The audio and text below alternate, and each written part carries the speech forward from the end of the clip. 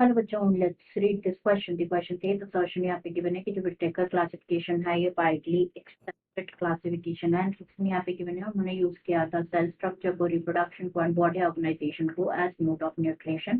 दोनों assertion true and reason correctly explain करा assertion को तो आंसर हो जाएगा 1।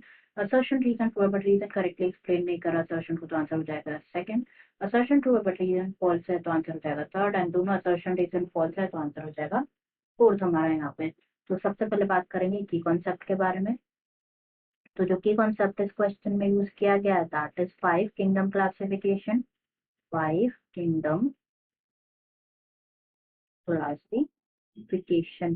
तो जो 5 किंगडम क्लासिफिकेशन है ना, it was the Whittaker's classification जो कि प्रपोज किया गया था by RH.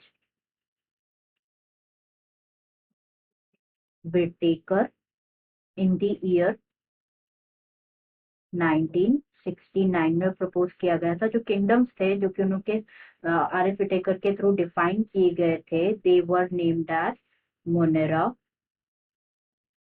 Protista, Fungi, Plantae और kingdom animalia.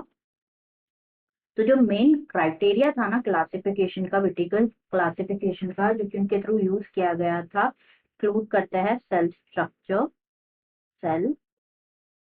Structure, mode of nutrition, mode of nutrition, body organisation,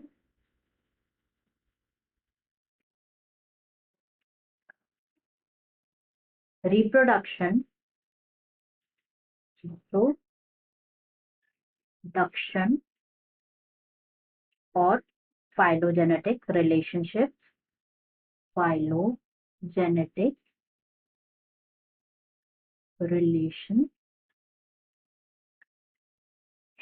यहाँ पे स्टेटमेंट अगर हम देखें तो फर्स्ट स्टेटमेंट यहाँ पे गिवन है कि विटेकर क्लासिफिकेशन जो है वाइडली एक्सेप्टेड क्लासिफिकेशन था। ये बिल्कुल करेक्ट है। एज डिस्पाइट ऑल डीमेरिट्स, जो 5 किंगडम क्लासिफिकेशन था वो जो कि प्रपोज किया गया था by Whittaker, widely accepted classification था। This was true statement. And next यहाँ पे गिवन है उन्होंने यूज किया गया था सेल स्ट्रक्चर को, रिप्रोडक्शन को और बॉडी ऑर्गेनाइजेशन को यूज किया था एज मोड ऑफ न्यूट्रिशन।